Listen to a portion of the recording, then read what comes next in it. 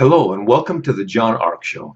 Today's episode is called How the Joe Rogan Podcast Became One of the Most Profitable Companies in the World. For those of you who believe that the motion picture studios and the television networks are the most profitable companies in Hollywood, then let me tell you that used to be the case, but it is no longer the case. In a few minutes, we're going to tell you how a comedian named Joe Rogan created one of the most profitable and influential companies in the world. Before we begin, I want to encourage you to subscribe, like, follow, and comment on the show, as well as tell you that the show is hosted by HollywoodIsCalling.com. It's a company which allows you to purchase live calls with hundreds of celebrities. The calls range in price from $19.95 to $29.95. And they are 15 to 30 seconds in length. And yes, they are live. So give it a try. It's HollywoodIsCalling.com. Now let's get started. There was a time when Hollywood was ruled by the motion picture studios and the television networks. They generated trainloads of money and they dominated the entire industry because of it. But then times changed. Many of their movies and television shows stopped resonating with the American public. Everybody thought that the serious money would migrate to television, but that just converted one problem into another because the same people were essentially involved in the decision making and the production. So now instead of producing movies that most people dislike or can't connect with, they produce a lot of television shows that most people don't enjoy and can't connect with. Now, don't get me wrong, occasionally they will still produce a hit superhero movie or a hit television show, but let's look at the numbers to see how bad things really are. For every really good movie or television show that's released, you will see countless terrible, unwatchable movies and TV shows that most of the public simply ignores. On the television side, with more than 500 channels and streaming services, out there broadcasting countless TV shows a week, I doubt if there are more than a dozen that are really good enough to watch. The streaming services that everyone subscribes to each month are spending billions of dollars to create new content, and 95% of it is unwatchable. It's complete garbage written and produced by people who couldn't recognize a great idea if it bit them in the ankle. Enter the Joe Rogan Podcast.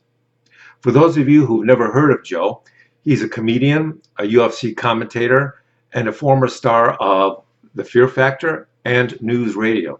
A few years ago, he started a podcast that involved just him and his friend sitting at a table talking. They would sit around for hours and discuss topics that they found interesting.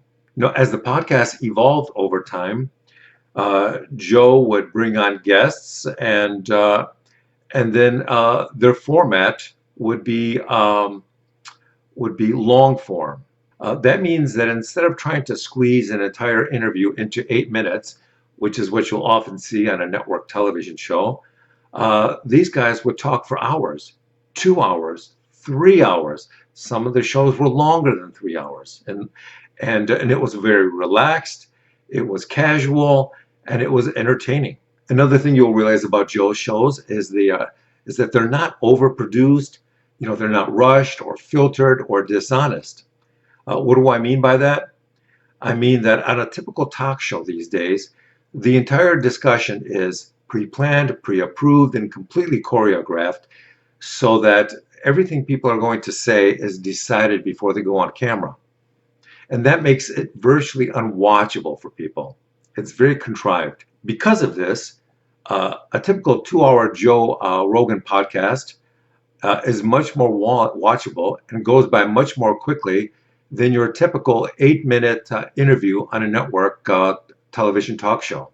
Another thing that's really interesting is that while every other talk show on TV is scrambling to book the biggest movie stars of a given week, stars who have movies or TV shows coming out soon, Joe goes out of his way to select guests to interview that come from a wide variety of professions and fields, and that makes it much more interesting. You know, he brings them on in a relaxed and friendly way, and then everybody just starts talking. Sometimes Joe will lube the conversation up with a little alcohol or weed, but that's not what makes the show entertaining.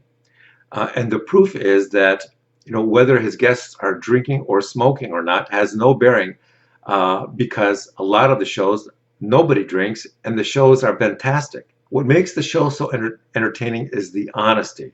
Joe's a professional comedian, and a lot of his guests are also comedians. These guys come on and they talk, about topics ranging from the really interesting to something completely inane and trivial. And they inject a lot of humor into the conversation, and it really makes it watchable.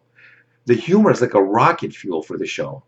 Whether he's talking to, a new comedian who's just getting his start, or he's talking to Elon Musk, Mel Gibson, um, and other guests. The show is always unrehearsed and very honest. Another thing that he does is he doesn't limit his guests to people from the entertainment world. He'll bring on bodybuilders, politicians, criminals, actors, porn stars, and countless other people from countless professions.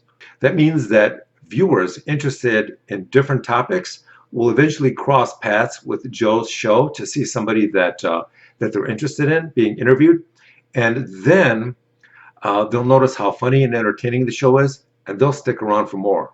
This leads to some really great interviews, whether it's Elon Musk smoking weed on the show, comedians talking about the time they sold drugs to one of the biggest singers in the world, Roseanne Barr giving one of her most candid and honest interviews ever. It's all really, really good stuff. When other guests like Kevin Hart, Anthony Bourdain, Jay Leno, Mike Tyson, UFO expert Bob Lazar, or comedian Bill Burr appear on the show, it makes all these interviews with all these people really compelling. Just the diversity of talent and the wide range of discussions adds to the show's appeal. So let's talk about the numbers. Everyone still thinks that network TV shows have the largest audiences, but that's not true. Jimmy Kimmel Live, for example, might have an estimated 5 to 6 million viewers a night, whereas one of Joe Rogan's podcasts can capture 75 to 80 million viewers. And if you operate under the assumption that the average podcast has an advertising rate that's about $25 per 1,000 listeners or viewers, then you can assume that Joe is probably earning about $250,000 per episode. And assuming he produces about 200 episodes a year, then we estimate he's earning about $50 million a year just from his podcasts. He also uses his podcasts to promote his other businesses like his comedy concert tours, his companies, and other interests. So, we can safely assume that Joe makes another $5 or $10 million off those businesses. But for the purposes of this analysis, let's just assume that Joe makes an estimated $50 million a year off his show. How does that compare to the other big media companies?